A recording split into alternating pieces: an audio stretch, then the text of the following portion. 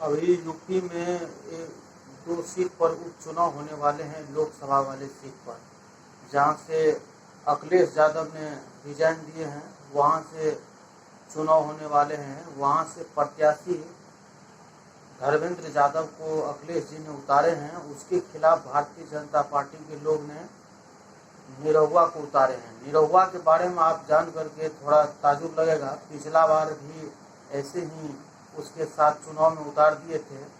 एक मुख्यमंत्री के सामने एक डांस नौटंकी करने वाले लोग को उसके खिलाफ उतार दिए। करारी हार हारे।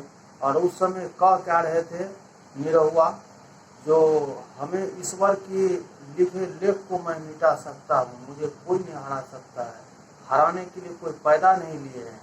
और वहाँ मीडिया पूछ रहे थे तो ऐसा तो लगता है आप में घमंड है। घमंड तो रावण का भी टूट गया है और आपका घमंड कैसे नहीं टूट सकता है। आप तो लगते हैं जैसे कई बार सांसद बन चुके हैं, इस तरह की बात करते हैं। वो हंसने वाली बात है। आगे चल कर के आपको हम इस वीडियो में दिखाएंगे वो कैसे कैसे बोल रहे थे। और फिर इस बार जो है एक मजबूत और कड़े प्रत्याशी के सामने उसको उतार दिया है और गारंटी है कि करारी हार होगा, क्योंकि एक नौटंकी करने वाले आदमी एक सफल और शक्तिशाली और पावरफुल लोग के सामने उसकी क्या वजूद रह जाता है। तो यहाँ उसके वीडियो में पिछला बार जो मीडिया के साथ वो बोल रहे थे जो हम ईश्वर के लिखे लेख को मिटा सकते हैं। मीडिया पूछ रहे थे जैसे लगता है आपको जुम्मा 8 दिन पैदा हुआ और फिर आप इस तरह से बात करते हैं। और उसको आपने इस वीडियो में ज़रा देखिए जो किस तरह से बात करते हैं, वही चीज़ आपको मैं दोहराना चाहता हूँ। और यूपी के उपचुनाव से पहले आप इस वीडियो को देख करके थोड़ा हंसते रह जाएंगे। देखिए, नमस्कार साहब। फिर कहीं से टिकट मिला तो दिखेंगे। सबसे पहले तो मैं आपको ये बताता हूं कि मुझे हराने वाला कोई पैदा नहीं हुआ, क्योंकि मैं स्वतंत्र आदमी हूं। मेरी विचारधारा स्वतंत्र है, मैं किसी का गुलाम नहीं हूं। स्वतंत्र भाव नर का अदम्य, वह जो चाहे कर सकता है। शासन की क्या बिसात, पांव विधि के लिपि पे धर सकता है। मैं ईश्वर के लिखे हुए लेख को भी हटा सकता हूं, मिटा सकता हूं, अगर मैं अपनी सोच रखता हूं, विचार रखता हूं।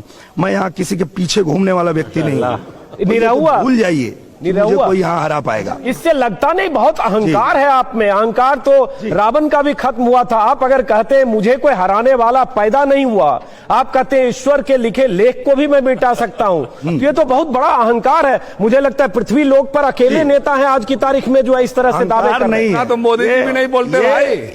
ये अहंकार नहीं है। ये अहंकार नहीं है। मोदी जी नहीं बोलते हैं, मैं बोल रहा हूँ, सुनिए। आपको सुना रहा हूँ, सुनिए। मैं बोल रहा हूँ, सुनिए आप। मैं ये कह रहा हूँ कि अगर मैं सच के साथ हूँ, मैं धर्म के साथ हूँ, तो ये असत्य लोग, ये जो लोग इस देश को लूट रहे हैं, ये मुझे नहीं हरा पाएंगे, क्योंकि मैं सच के साथ हूँ। नहीं, लेकिन निरहुआ आप ये कह रहे हैं कि मुझे हराने वाला कोई पैदा नहीं हुआ। आप खुद राजनीति में जुम्मा 8 दिन हुआ अभी पैदा हुए, सीधे पैरा ड्रॉपिंग से आप आए हैं, आप पहला चुनाव लड़ रहे हैं और आप कह रहे हैं पैदा नहीं हुआ। तो आप तो ऐसी बात तो है नहीं कि 9 बार 10 बार जीते हुए सांसद हैं और तो भी ऐसे दावे लोग नहीं करते। इसलिए बोल रहा हूँ, इसलिए बोल रहा हूँ। सुनिए, मेरी बात सुनिए। मैं बोल रहा हूँ तो सुन लीजिए।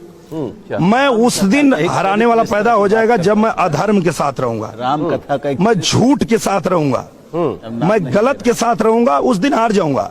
ये जो जनता चाहती है कि श्री नरेंद्र मोदी जी फिर से इस देश के प्रधानमंत्री बने, तो कोई नहीं हरा पाएगा मुझे, क्योंकि मैं उनके विचारधारा पे चल रहा हूं। और जिस दिन